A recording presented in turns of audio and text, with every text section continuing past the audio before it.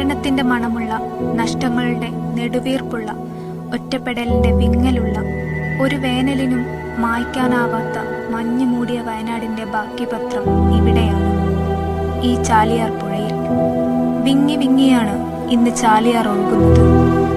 ഉറ്റവരെയും ഉടയവരെയും നഷ്ടപ്പെട്ട് ജീവനും ജീവിതവും അവസാനിച്ച് കിലോമീറ്ററുകൾക്കിപ്പുറം ഒഴുകിയെത്തിയ മൃതദേഹങ്ങൾ, കൈകാലുകൾ മുറിഞ്ഞ് തലയോട്ടി പിളർന്ന് ആന്തരികാവയവങ്ങൾ മാത്രമായി, അങ്ങനെ പ്രിയപ്പെട്ടവർക്കൊന്ന് തിരിച്ചറിയാൻ പോലുമാവാത്ത വിധം ശേഷിപ്പുകൾ മാത്രമായി. പ്രതീക്ഷ പറ്റിയ കണ്ണുകളുമായി ഇവരെ കാത്തിരിക്കാൻ വയനാട്ടിൽ ഇനി ആരെങ്കിലും ഉണ്ടോ എന്നും അറിയില്ല. വയനാട്ടിനെ പോലെ ഇന്ന് ഈ നാടും ചാലിയാറും വിങ്ങുകയാണ്.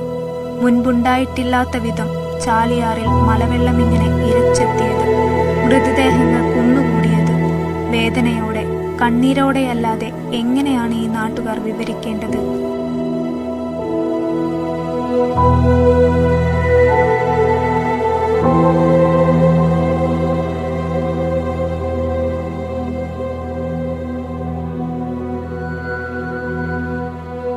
ഒരു നാട്ടിലും ഒരു മനുഷ്യനും ഈ അവസ്ഥ ഉണ്ടാവില്ലേ?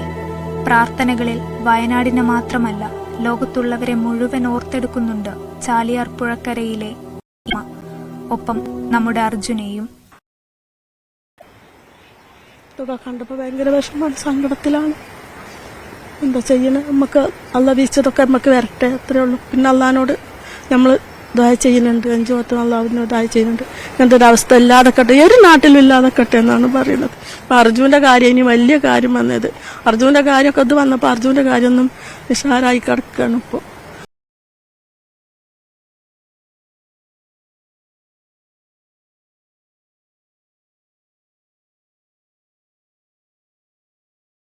ാണ് പോന്നതാണ്.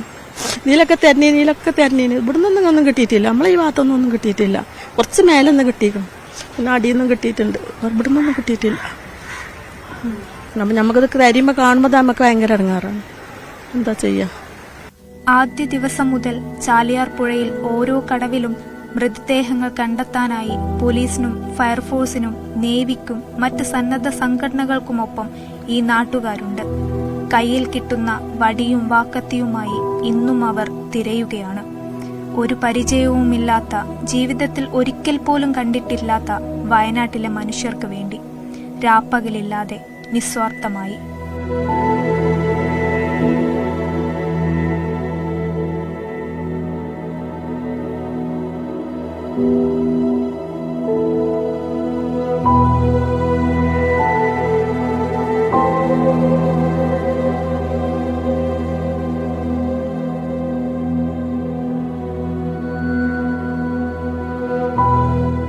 രാവിലെ നമുക്ക് എണീറ്റ് കഴിഞ്ഞാല് വീട്ടിലൊന്നും ഇരിക്കാൻ കഴിയില്ല. വെറുതെ ഇങ്ങനെ ഇവിടെയൊക്കെ എത്രയോ തവണ തെരഞ്ഞാണ്, എന്നാലും വീണ്ടും തെരഞ്ഞുകൊണ്ടേ നിൽക്കുകയാണ്. കാരണം ഇത് പിന്നെ അവസാനിക്കുന്നത് വരെ എവിടെയെങ്കിലും ഉണ്ടോ ഇല്ല. ഇപ്പൊ എന്താ വെച്ചാൽ ജീർണിച്ച ബോഡികളൊക്കെയാണ് കിട്ടുന്നത്. അപ്പൊ അത് മണലിൽ ഇങ്ങനെ നിൽക്കുമ്പോൾ ഈ മണല് ചെറിയ പിന്നെ പൊട്ടി നിൽക്കുമ്പോൾ അതിലുണ്ടാവുന്നുള്ള പ്രതീക്ഷയിലാണ് ഇപ്പൊ കത്തിയൊക്കെ ആയിട്ട് ഇങ്ങനെ ഓരോ സ്ഥലം തെരഞ്ഞു നോക്കുന്നത്. പിന്നെ അതിന്റെ ഒരു ഇതിൽ തന്നെയാണ് മൊത്തം ആളുകളും, പിന്നെ നമ്മളെ ഈ പഞ്ചായത്തിലെ മൊത്തം ആളുകളും ഇതിന്റെ ഒരു ദൗത്യത്തിലാണ് ഇപ്പോൾ ഉള്ളത്. വളരെ ദയനീയമായ അവസ്ഥയിലാണ് കാര്യങ്ങൾ നടന്നു പോകുന്നത്. ജാഗ്രതാ നിർദ്ദേശമുള്ളതിനാൽ പുഴക്കക്കരെ ക്യാമ്പുകളിലേക്ക് മാറി താമസിക്കാൻ നിർബന്ധിതരായ മുണ്ടേരി വനമേഖലയിലെ ആദിവാസികളും വയനാട്ടിലെ ജനങ്ങളെ മറന്നിട്ടില്ല. പാലം തകർന്നതോടെ ജങ്കാറുകൾ കെട്ടി തിരച്ചിൽ പ്രവർത്തനങ്ങളിൽ സജീവമായി ഇന്ന് ഇവരുമുണ്ട്.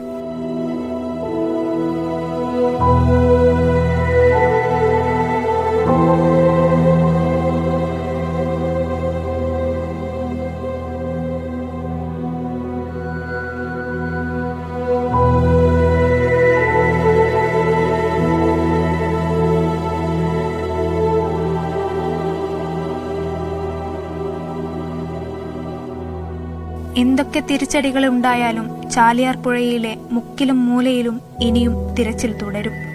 മണ്ണിനടിയിലും മരങ്ങൾക്കിടയിലും ജീർണിച്ചും കൈകാലുകൾ മാത്രമായുമൊക്കെ കണ്ടെത്തുന്ന മൃതദേഹങ്ങൾക്ക് മുന്നിൽ മറ്റൊന്നും ഇവർ ആലോചിക്കുന്നില്ല. നമ്മുടെ നാട് ഇങ്ങനെയാണ്. ഒരാപത്ത് വരുമ്പോൾ ചേർന്ന് നിൽക്കും. അവിടെ ജാതിയില്ല, മതമില്ല, രാഷ്ട്രീയമില്ല.